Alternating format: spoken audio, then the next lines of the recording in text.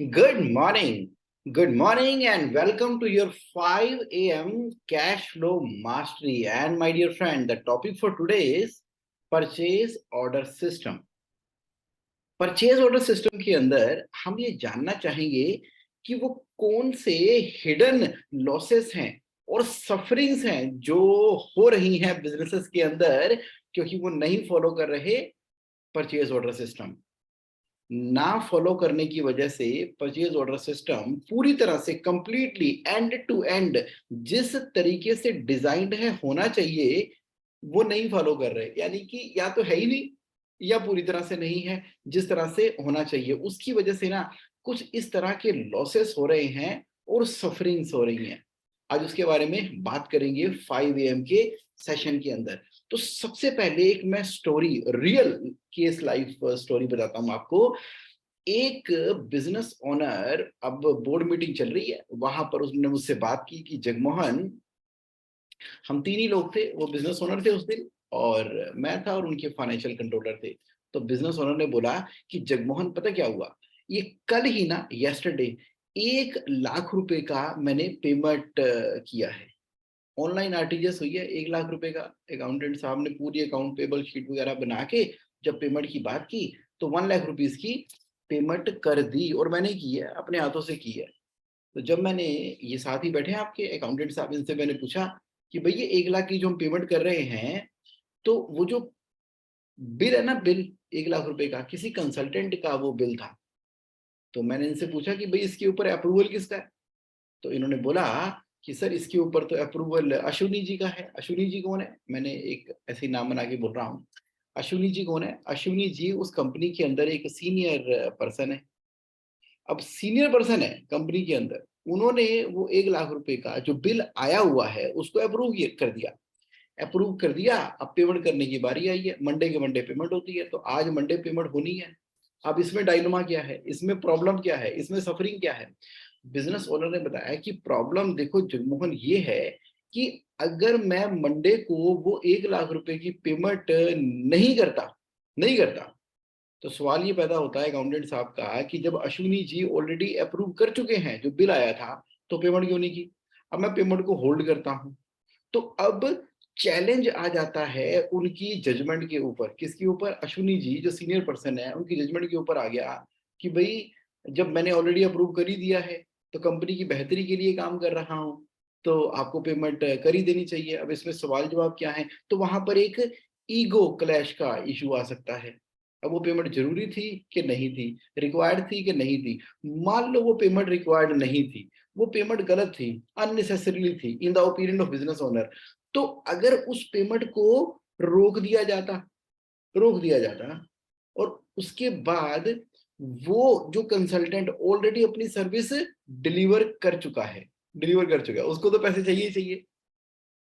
तो कितनी भी डिस्कशन हो जाती अश्विनी जी की और बिजनेस ओनर की, और उसके बाद ये नतीजा कर निकल कर आता कि नहीं वो सर्विस ना नहीं चाहिए थी। और मान लो अश्विनी जी भी मान जाते कि वो सर्विस नहीं चाहिए थी, मान लेते, लेकिन वो जो कंसल्टेंट है वो तो 1 लाख की सर्विस दे ही चुका है। अब वो तो पैसे मांगेगा ही मांगेगा।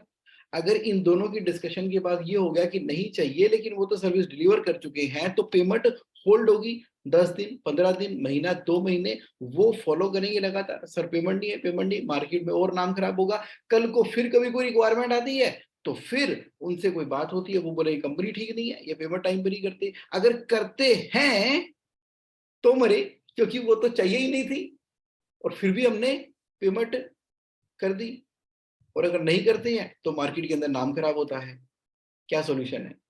क्या सॉल्यूशन है जगमोहन इस तरह की सिचुएशन का? ये ना सफरिंग है बिजनेस ओनर की। अब जब हम किसी के ऊपर ट्रस्ट करेंगे और वो कुछ ऐसी चीजें कर देगा जो कि लॉजिकली नहीं होनी चाहिए, तो भी कंपनी का नुकसान। अगर ट्रस्ट नहीं करते हैं तो सारा दिन बिजी बिजी बिजी बिजी, सारा दिन बिजी, ये भी देखो वो भी देखो, वो सारा ही लाला जी ने देखना है, तो कंपनी चलेगी कैसे? ये बड़ी जबरदस्त दुविधा है। तो वहां पर मैंने कहा ये ना कैश फ्लो मैनेजमेंट का एरिया है, मतलब परचेज ऑर्डर सिस्टम। क्या मतलब हुआ? आपकी कंपनी के अंदर आप बिजनेस ओनर हो, आपकी कंपनी के अंदर एंड टू एंड जो भी आपने पेबल आउटफ्लो करना है ना, पैटी कैश को छोड़ दो, छोटे छोटे खर्चों को छोड़ दो, रेगुलर इलेक्ट्रिसिटी टेलीफोन वो सब चीजों को छोड़ दो, यानी कि जो भी आप एडॉक पेमेंट करते हो, जो गुड्स की परचेज करते हो, जो सर्विसेज की परचेज करते हो, उसके लिए क्या होना चाहिए? Purchase order system. Purchase order system तो गुड्स एंड सर्विसेज के लिए आ गया ना, जब इंडिया में जीएसटी आ गया, जीएसटी गुड्स एंड सर्विसेज, सबके ऊपर लगता है जीएसटी 18% के हिसाब से, या 12%, 5%, जो भी एप्लीकेबल रेट है। तो जब हम आउटफ्लो कर रहे हैं तो सभी चीजों के लिए क्या हो गया? Purchase order system. क्यों परचेज ऑर्डर सिस्टम? देखो, जब परचेज ऑर्डर सिस्टम कंपनी में एग्जिस्ट कर रहा है तो अब वो 1 लाख रुपए की सर्विस लेनी है कि नहीं लेनी है उस कंसल्टेंट की, जब पीओ बन रहा है ना, परचेज ऑर्डर बन रहा है, उसी टाइम पर उसकी जस्टिफिकेशन आएगी। अब परचेज ऑर्डर बनाने की भी आपके यहां पर क्या होगी? मैट्रिक्स। कौन सी मैट्रिक्स? Authority matrix. कि देखो जी, ये जो मेन रॉ मटेरियल है जो कि आप बाय कर रहे हो डायरेक्टली मिल से जो कि आप पेपर परचेज कर रहे हो, ये पेपर परचेज के रेट बड़े फ्लक्चुएट करते रहते हैं। इसके लिए तो ये पर्सन अकाउंटेबल है, मान लो बोर्ड मेंबर अकाउंटेबल है या डायरेक्टर अकाउंटेबल है। अब आप जितनी भी परचेजेस कंज्यूमेबल की करते हो तो अप टू ₹1 लाख तो शर्मा जी पूरी तरह से ऑथराइज है पीओ बनाने के लिए। पीओ बनाने की बात कर रहा हूं मैं। अब जितनी भी पेमेंट 25,000 रुपए तक की है, जैसे कि रिपेयर मेंटेनेंस है, स्टेशनरी है, उसके लिए एडमिन वाले ऑथराइज हैं पीओ बनाने के लिए। तो जब आपने परचेज ऑर्डर बनाने की ऑथराइजेशन मैट्रिक्स डिफाइन कर दी, तो उससे क्या होगा कि जब परचेज ऑर्डर बन रहा है उसी समय के ऊपर जस्टिफिकेशन आएगी कि ये चीज सही है कि नहीं चाहिए, उसके ऊपर लॉजिक लिखे जाएंगे। क्योंकि जब कोई ध्यान से लॉजिकली सोचता है ना, अदरवाइज क्या होता है, आज की डेट में बिजनेस करना है, फोन उठाया, हाँ जी भाई साहब आप एक काम करो, ये माल वहां पे डिलीवर कर दो, सप्लाई कर दो, व्हाट्सएप हो रहे हैं, एसएमएस हो रहे हैं, मेल जा रही हैं, फोन पे बात हो रही है। अच्छा, हो क्या रहा है? सबसे बड़ी परेशानी जो मैं देख रहा हूं, नंबर 1, या तो परचेज ऑर्डर का सिस्टम है ही नहीं कंपनी के अंदर। अगर परचेज ऑर्डर का सिस्टम है तो वो सिर्फ कुछ ना कुछ मोटी मोटी जरूरी खास खास चीजों के लिए परचेज ऑर्डर बनते हैं, जिन जिन कंपनियों को बिना पीओ के आपको माल नहीं देती वहां बनते हैं।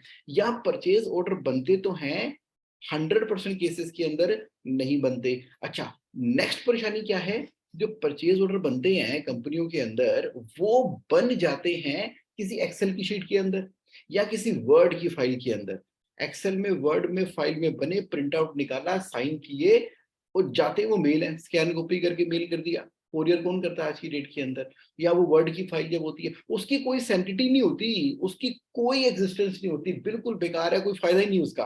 अगर आप एक्सेल से प्रिंट आउट निकाल के परचेज ऑर्डर दे रहे हो, वर्ड की फाइल से परचेज ऑर्डर दे रहे हो, क्या फायदा उसका? क्योंकि कल को कोई कंपेयर तो करेगा ही नहीं। अगर कल को कोई कंपेयर कर भी लेगा, इतनी जहमत उठा भी लेगा कि यार पीओ क्या था, बिल किस चीज का आया है, कंपेयर करेगा, साथ में स्टेपल करेगा, ऑटोमेशन नहीं है ये प्रोसेस की। यानी कि परचेज ऑर्डर तो आपके अकाउंटिंग सॉफ्टवेयर से बनना चाहिए। आप टैली अकाउंटिंग सॉफ्टवेयर यूज कर रहे हो, कि बिजी अकाउंटिंग सॉफ्टवेयर यूज कर रहे हो, कि सैप करते हो, कि ओरेकल है, कि जोहो है, कि बान है, कि क्विक बुक है, कि नेविजन है, कि कौन सा है आपका अकाउंटिंग सॉफ्टवेयर? जो भी हो, जेनेसिस हो, चाहे जीरो हो, चाहे जो भी हो, जो भी अकाउंटिंग सॉफ्टवेयर यूज कर रहे हो, उस अकाउंटिंग सॉफ्टवेयर में बना परचेज ऑर्डर।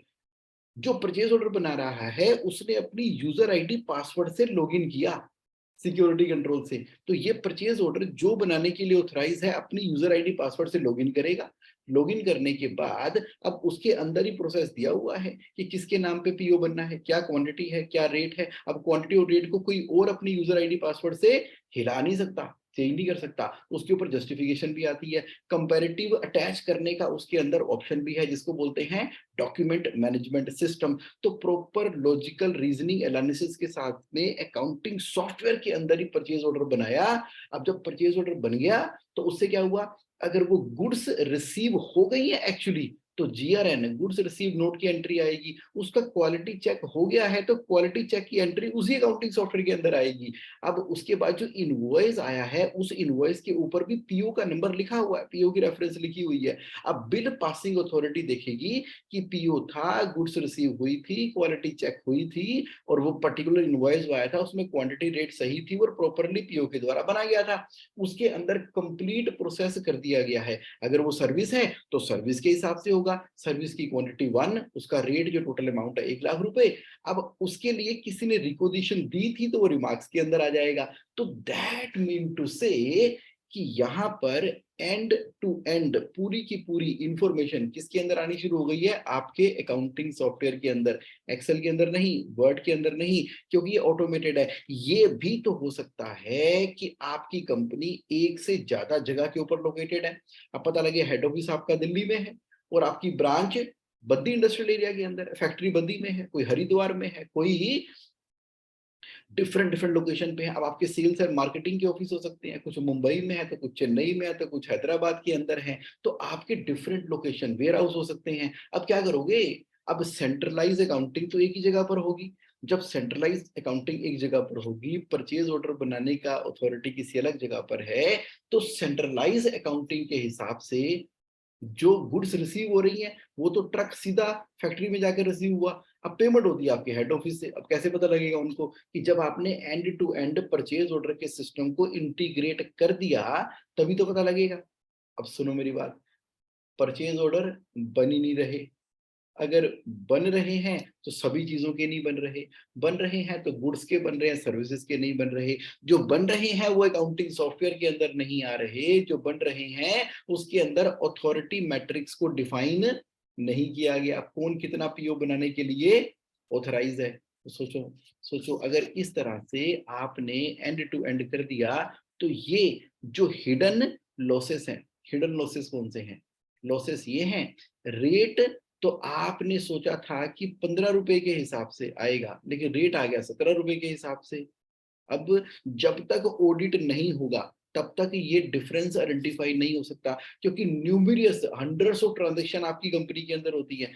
मैंने तो बिजनेस ओनर को देखा, उसने फोन किया फ्रेट वाले को, हाँ जी भाई साहब, ये हरिद्वार से माल निकलना है और चेन्नई जाएगा, तो क्या लगाओगे लोरी का रेट। उसने कहा जी हम लगाएंगे जी 1,75,000 रुपए का रेट। और नहीं नहीं यार बहुत ज्यादा है, बहुत ज्यादा है, ये तो ठीक नहीं है, ये ठीक नहीं है।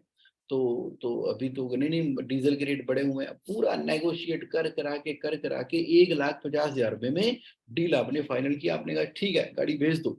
अब कोई पीओ नहीं है, कोई रिकॉर्ड नहीं है, कोई कुछ नहीं है।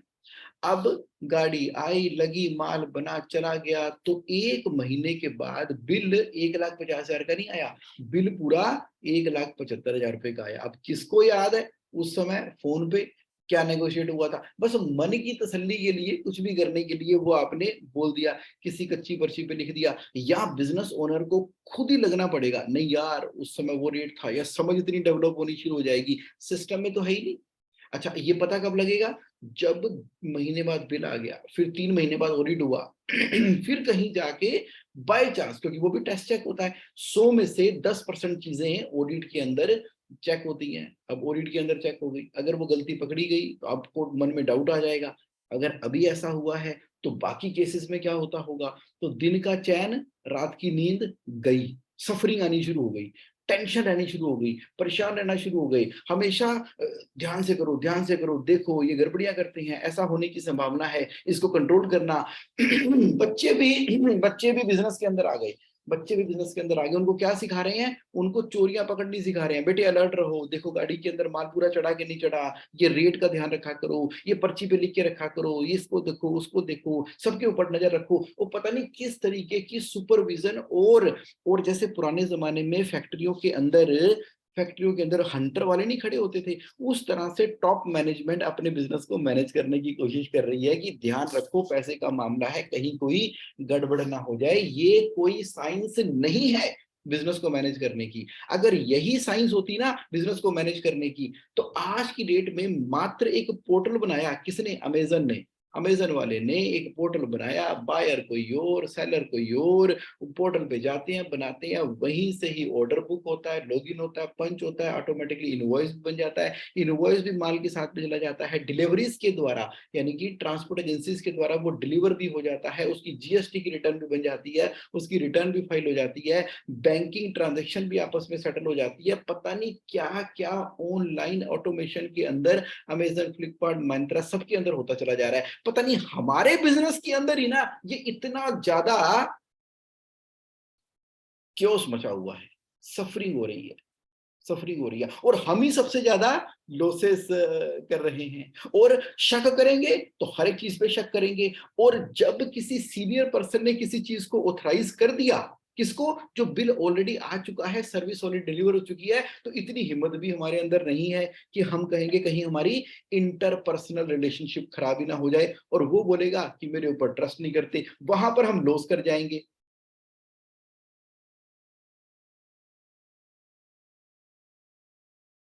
आप कर रहे हो ना रिलेट मेरी बात से? आप कर रहे हो ना रिलेट? क्या रिलेट कर रहे हो आप? मैं क्या बोलना चाहता हूं? मैं बोलना चाहता हूं कि जब आपका सिस्टम है ना, जब आपका सिस्टम है, किस चीज का सिस्टम है? परचेज करने का। परचेज गुड्स की भी होंगी, परचेज सर्विस की भी होंगी। अब आपको नहीं लगता कि आपके यहाँ पर एंड टू एंड पूरा का पूरा परचेज ऑर्डर सिस्टम एप्लीकेबल हो चुका होना चाहिए? अब जो लोग मेरे साथ लाइव हैं, एक बार बताओ, एक बार बताओ, क्या आप इस समस्या से रिलेट कर पा रहे हो? अगर आप रिलेट कर पा रहे हो ना तो प्लीज टाइप आर। और जो मेरी इस डिस्कशन को ऑनलाइन देखने वाले हैं, यूट्यूब के ऊपर देखेंगे उसके बाद, तो आप भी ना कमेंट बॉक्स में बताना कि किस तरह की चीजों में आपको कभी परेशानी आई, या क्या सोल्यूशन है, और रिलेट कर पा रहे हो इस प्रॉब्लम से के साथ कि नहीं। और purchase order system, purchase order system जो है ना, 70% नहीं, 80% नहीं, 100% लगाना है। ये आज के 5 AM का सबसे बड़ा आउटकम है। वन थिंग के ऊपर फोकस किया, मुझे लगा कि आज 5 AM के अंदर मैं ऐसी कौन सी चीज दूं जिसका ना आपकी जिंदगी में एकदम सिग्निफिकेंट हो, और ये जो हिडन लॉसेस हो रहे हैं और ये जो सफरिंग हो रही है ना, वो पूरी की पूरी खत्म हो जाए। बेसिक है, बेसिक क्या है? Purchase order system. गुड्स में भी लगेगा, सर्विसेज में भी लगेगा, और सीरीज चलेगी, और अकाउंटिंग सॉफ्टवेयर से ही जनरेट होकर आएगा। तो पीओ किसके नहीं बनने? पैटी कैश में जो एक्सपेंसेस होते हैं उसके पीओ थोड़ी बनने हैं। कन्वेंस का हो गया, इलेक्ट्रिसिटी का हो गया, टेलीफोन का हो गया, और रूटीन के जो खर्चे हैं उनका नहीं बनना। लेकिन जो भी आइटम 80-20 रूल के हिसाब से मटेरियल डिफाइन कर दो ना। आपके प्रॉफिट एंड लॉस अकाउंट के अंदर अकाउंट है, प्रॉफिट एंड लॉस अकाउंट के अंदर भाई ट्रेडिंग अकाउंट है आपका, और इनडायरेक्ट एक्सपेंसेस हैं। अब आइडेंटिफाई कर दो कि इस हेड में जो खर्चा होगा उसका पीओ बनना ही है, पीओ बनना ही है। परचेज का तो बनेगा ही बनेगा बाय नेचुरली, पैकिंग मटेरियल का पीओ बनना ही बनना है, लाइक दैट। तो आपको, मुझे मालूम है आप बहुत इंटेलिजेंट हो इस मामले के अंदर, तो परचेज ऑर्डर सिस्टम आ गया, सारा का सारा काम हो गया। तो यही है आज का कंटेंट आपके लिए, मेरे लिए। Thank you. Thank you very much for participating in today's short, crisp and to the point session of 5 AM cash flow mastery. तो मुझे बताओ, अभी आपका कोई क्वेश्चन है जो मेरे साथ लाइव है, तो वो चैट बॉक्स में टाइप कर सकते हैं, या आज का सेशन एज ए रिमाइंडर कैसा लगा आपको? क्या इसने कुछ वैल्यू एडिशन किया आपकी लाइफ के अंदर? कुछ कुछ कुछ इम्प्रूवमेंट, या कुछ एरिया आपको लगता है कि हाँ जगमोहन, कुछ तो इम्पैक्ट आया, कुछ तो इम्पैक्ट आया? तो उसके लिए आप चैट बॉक्स के अंदर लिख सकते हो। तो अंकुर कपलेश जी कह रहे हैं, जगमोहन भाई बाकी तो सब ठीक है, ये बताओ पैटी कैश को कैसे मैनेज करेंगे? पैटी कैश को मैनेज करने के लिए आप अपनी कंपनी के अंदर क्या लगा लो? पैटी कैश बुक लगा लो। पैटी कैश बुक का तो एक फॉर्मेट है ही है ना, जेएससी ऑनलाइन के ऊपर। यहाँ चले जाओ, ये देखो कितना प्यारा आपको फॉर्मेट हमने दिया हुआ है।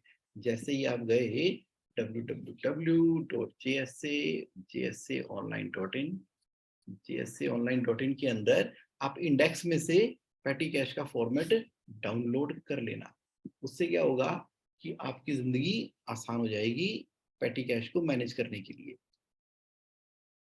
ये मैं अपनी रजिस्टर्ड आईडी से गया और इंडेक्स के अंदर, और वैसे भी चलो आज इसी बहाने देख लो, बहुत सारे ऐसे टूल हैं जो आपको बहुत बहुत बहुत हेल्पफुल हो सकते हैं, आपके अकाउंटेंट को हेल्पफुल हो सकते हैं day to day best practices follow करने के लिए, बेस्ट मेथड फॉलो करने के लिए, जो आप यहाँ से यूज कर सकते हो, जिसको आई डोंट नो आप यूज कर रहे हो कि नहीं कर रहे। तो इस तरह से मैनेज करेंगे। Point number 29, petty cash book, how to use petty cash book. इसका वीडियो भी है, राइटअप भी है, फॉर्मेट भी है। तो ये ले लो, जैसे ही आप फॉर्मेट पे क्लिक करोगे, मेक ए कॉपी करोगे, तो एकदम वर्ल्ड क्लास बना हुआ फर्स्ट क्लास सिस्टम आ गया। तो इसको आप मैनेज कर जाओगे अपना पेटी कैश के द्वारा। लीजिए, तो वीक 1 से लेके वीक 52 52 हफ्तों का पूरा डिटेल बना हुआ है। तो ये आप यूज कर लेना। ठीक है जी। Okay, good, great, fantastic. तो बाकी डिटेल के लिए मेरी टीम से डिस्कस करना। आज के लिए इतना ही, और नेक्स्ट सैटरडे एक बहुत ही इंटरेस्टिंग और इम्पोर्टेंट मैं रिसर्च कर रहा हूँ। वो रिसर्च मेरी कंप्लीट हो जाएगी अगले 3-4 दिनों के अंदर, और उसको फिर समराइज करके वर्क करके नेक्स्ट सैटरडे एक ऐसा टॉपिक लेके आने वाला हूँ 5 AM के अंदर, कि आपको मजा आ जाएगा, मजा, and you will love it. So for today, thank you very much, have a great and amazing amazing amazing life ahead. Bye.